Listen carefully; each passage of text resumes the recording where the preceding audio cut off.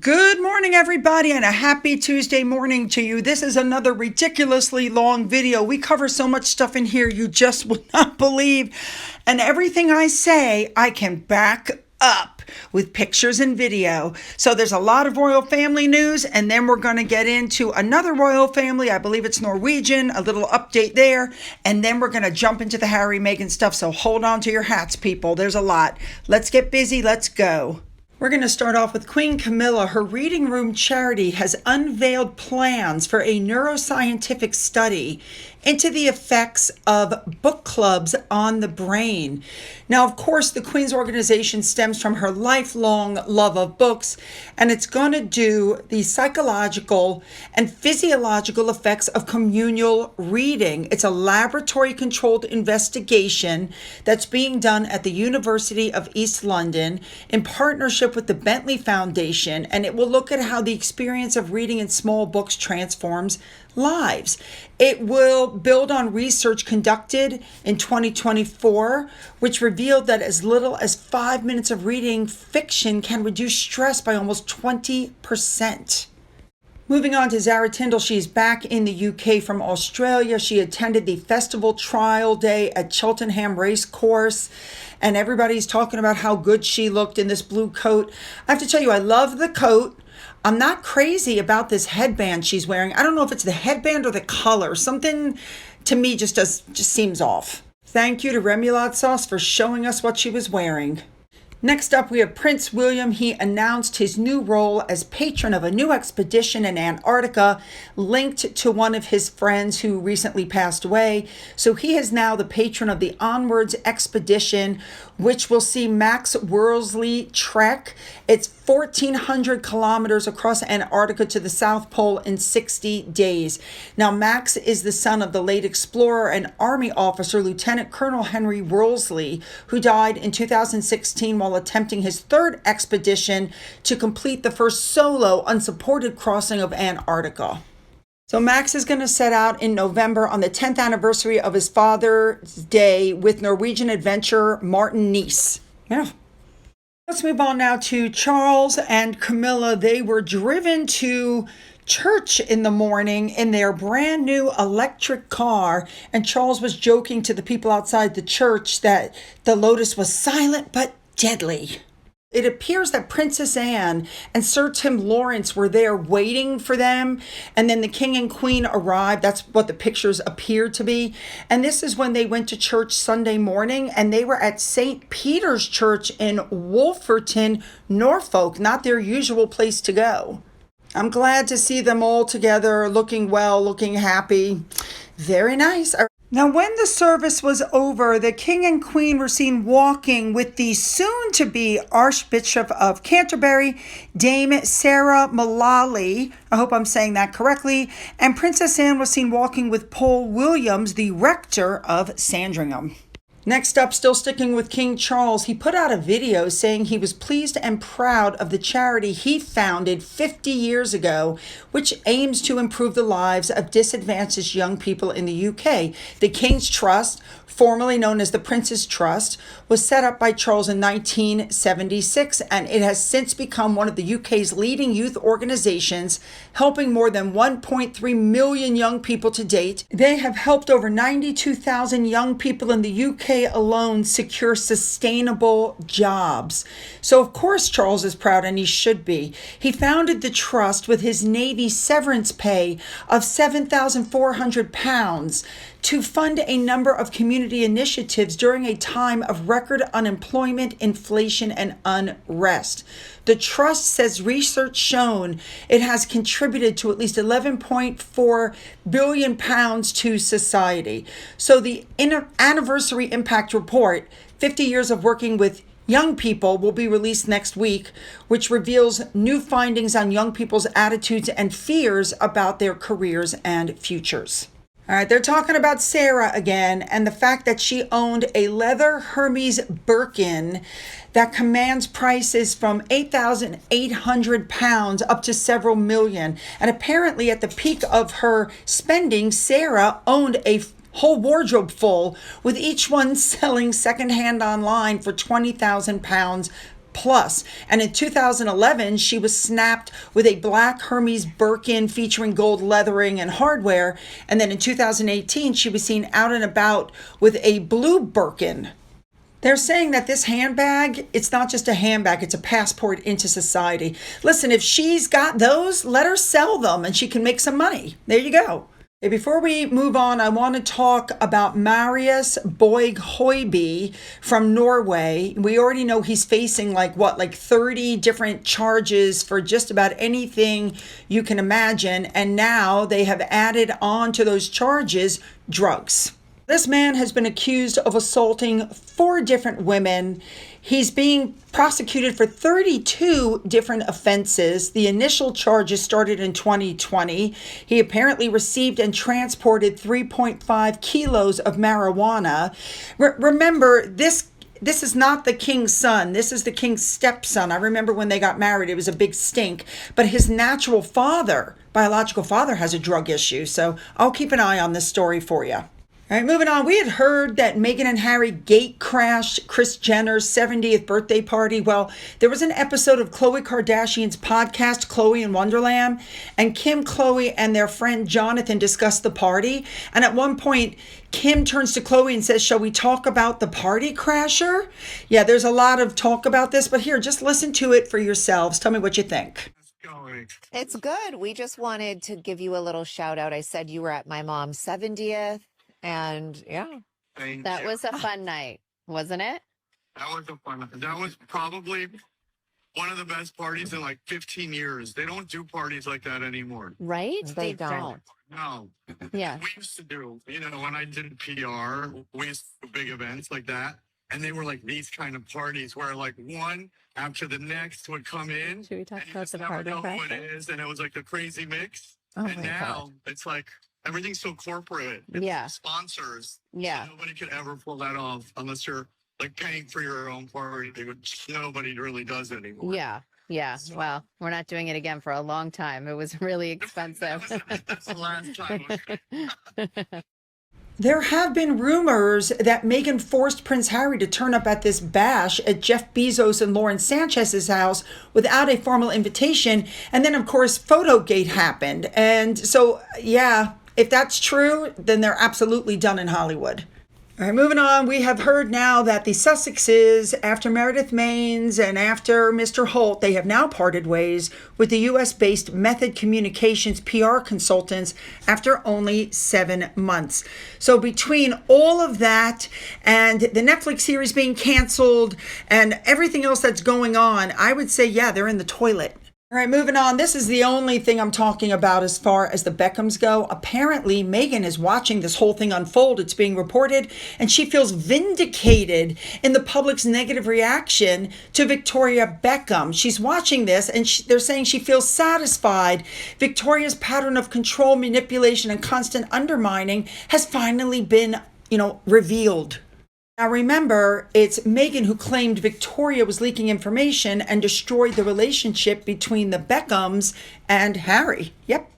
All right, let's move on to this whole thing that happened with Donald Trump. So first of all, as soon as Harry puts out his statement, Meghan decides she's going to take a swipe at him by putting up pictures from Invictus. And you couldn't help but notice that every single picture she put up was either Harry being a brave soldier or pictures of people who were amputees. Did you notice that? I mean, did you guys happen to notice that in all of the pictures that she put out? Couldn't help but notice that of all the amputees she put up a picture about, she didn't bother to talk about her dad.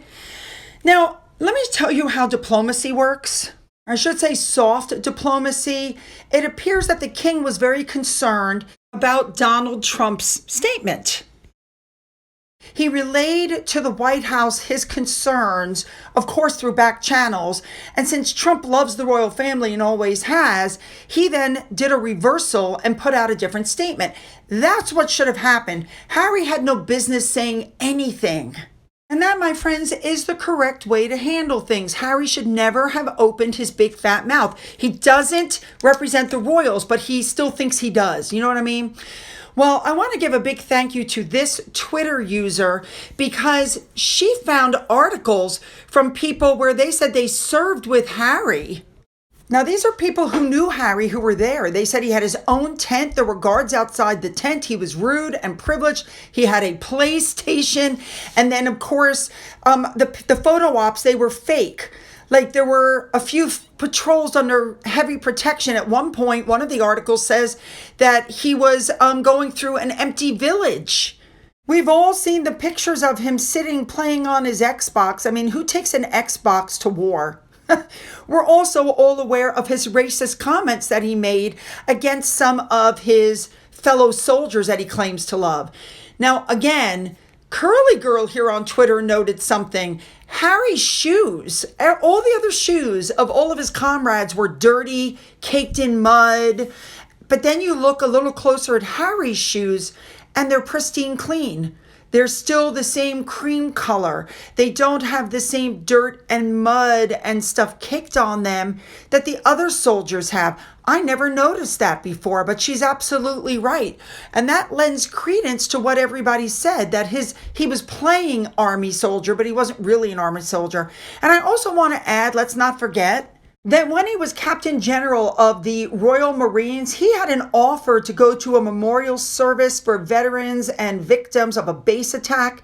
And instead, he decided to go watch The Lion King with his wife, where he bullied the head of Disney on camera to get her voiceover work. So for all of his talk about I stand proud with my soldiers, could have fooled me. Let's move on. Meghan Markle's still pushing her As Ever products, and wow, she's putting a lot of effort into it. One of these pictures that we've seen a gazillion times in the same outfit, simplicity at its sweetest. And then, of course, she put up this video. This has like become such a running joke. I don't even know what to say about it. My goodness. All right, let's just skip this and move on. All right, let's move on now. Stories are coming out saying, the real reason Harry wants to reconcile with the king is the high cost of his lifestyle and the underperformance of his commercial ventures. And so they need to link their connection to the royal family. And besides that, they need some commercial stuff. You know what that means? They want to get in, learn some dirty secrets, and sell them. I hope the king, avoids them like the plague. Let's move on now to the court case. Now, sort of to the court case. They're saying a woman known to have stalked Prince Harry was in the court with him, sitting just a few meters behind him. So now I am a little confused by this. So they're saying on day 2 of the 4 days he attended, he was flanked by a known stalker who is thought to be suffering from mental health issues. She took a seat in the public gallery a short distance behind Harry before being noticed by his security team, who then alerted the court staff. There's nothing they could do, the source said. They are not the police. It's a public building and she has the right to be there. Obviously, he was worried about his security situation. It's not ideal. The stalker, they're claiming, previously followed Harry to Nigeria and also managed to sneak into a secure zone of a London hotel where he was attending an awards show last September. Okay, stop right there, guys. Now that is a drop the mic moment for Harry because they're talking about this girl on the right. Her name is Peace Adituro, I believe is how you say her name. The first picture you saw in camouflage was the One Young World event with Meghan. Then outside of St. Paul's, there she is taking a picture with Omid Scobie, with Chris Shipp. Then she went to Invictus in Germany. There she is taking a picture with Harry. Like, she doesn't look like a stalker to me. There's Harry in Nigeria. And then here's the girl standing with the same girl. How did this girl get to Nigeria? How did she get access to the same areas as Harry? How about when Harry went to that horrible place for the wounded veterans and they had the blinds down because when the blinds were up, you could see the bars on the windows. You guys see that? Well, here she is at the same hospital. How do you think she got there? Remember, Harry had to go there under heavy guard because it was in such a bad place in Nigeria. Then, of course, she was there in Nigeria as part of the Sussex squad. She took a ton of pictures in this outfit. And then you saw her on the court interacting with Meghan Markle. So I find it kind of rich that Harry is now insisting that this woman is a crazed stalker with mental health issues. I don't believe she has the money to follow these two all around the world. I believe Harry and Meghan bring her around. How about in Canada when they were at the Invictus Games? There she is sitting behind Meghan. Like, how did she get so close? If she's a stalker, doesn't their security, their private security, know about this woman? Why didn't they remove her? You get what I'm saying? They're trying to blame it on her. I think she's on the payroll. And now they're using her to try to get security. Now, as far as Harry wanting to go back to his father and reconcile, people are talking about The Spare again, the book, and the fact that Harry basically stamped all over his father's reputation. Harry is a man who can't get dressed without a valet, and yet he is desperate to be pictured with Nelson Mandela and the Spice Girls because his approval rating is in the toilet. Now, we know that during one of the funerals, Harry's father said to him and William, "Boys, please don't make my final years a misery." And what did Harry do? He took his father's private words and he published them in the book. He didn't do any better with William either. And so I guess the point of this article was that you all should be reminded that Harry spends his life, immersed in media litigation, and he wants sympathy. He wants a tear from you for himself and his wife, but he can't spare anything for the people that he's drugged through the mud. Get it?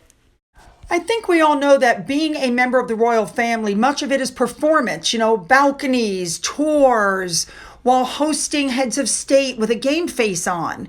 And Harry has had no issue doing that in the past. He was sprinting with Mr. Bolt on a tour honoring Queen Elizabeth's Diamond Jubilee in 2012. There's Harry sitting with the Obamas at the 2016 Invictus Games in Orlando. He says he was performing for the press against his will. I mean, come on. Harry did not hate the perks of being a royal. He didn't hate the travel. He didn't hate the security. He didn't hate the millions his father gave him every year. He didn't hate all of it. He only hates it now. Get it?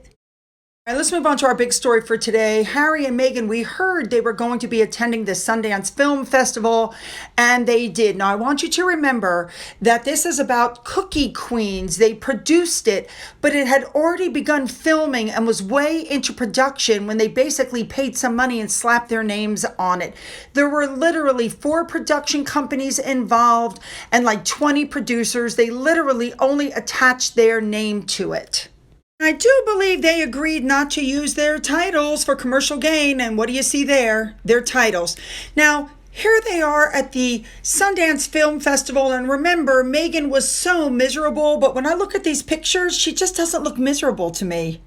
Now, to start with, this took place in Salt Lake City. And they were there Saturday. And they took some photos with Amy Redford, Robert Redford's daughter, the festival director, Eugene Hernandez, and the documentary's director, I hope I'm saying this right, Alyssa Namias. So this film, remember, is about 4 Girl Scouts during cookie season. And so, of course, Meghan takes all the obligatory photos, and then she does the one thing that Brooklyn Beckham was complaining about, and that was the performative social media posts. Now, I couldn't help but notice that Meghan was as pale as milk. She went very light on the makeup. She was only wearing one bracelet, and that was the one from Trevity Trev. No diamond necklaces, no heavy earrings, straight hair.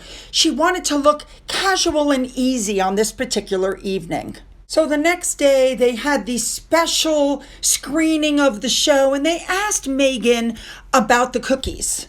Young daughter. She's maybe a little bit too young for Scouts at this point. Do you want Lilibet to be part of Girl Scout? It's interesting. I think we'll continue to explore whatever feels right. But Alyssa's also a mom of a daughter. Yeah. And I think for both of us working on this project has been incredibly special as parents, as mothers, to be able to see something that our girls will be able to watch and enjoy as well. Yeah, in fact, the film began with my kids asking me to make a film that they would really want to share with their friends. And then understanding that Girl Scout cookies was a way into looking at girlhood and coming of age in ways that both kids and adults will really relate to.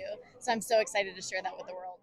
Now, unlike the night before, Meghan put on a lot of makeup. As you can see, her face was very orange. And what the heck was going on with her ponytail? It would appear that she tried to do it herself this time. Now, I need to show you one other thing. You know, I've been showing you this stuff for years, but here comes Harry onto the red carpet to stand with Meghan and the director of Cookie Queens. And look what Meghan does. She wanted to touch Harry's back, but for whatever reason, this time she held it back and kept her hands to herself. The screening of the film took place at 9 o'clock in the morning. Of course, Meghan had to go up and take the stage. She thanked everybody for coming in and saying, wow, it's so early, but that's nothing that a little cookies and coffee can't help. And then said, on behalf of me, Harry, and Archwell Productions, we are proud and privileged to help support and uplift Cookie Queens. It's the cutest film at the festival, she said, but I'm going out on a limb and saying it's one of the most powerful and meaningful depictions of an American tradition. Now, we knew she was going to use buzzwords. When she was asked about the girls, she said they're layered. I'm not kidding. She said they're layered, beautiful girls who are about to become strong leaders and young women.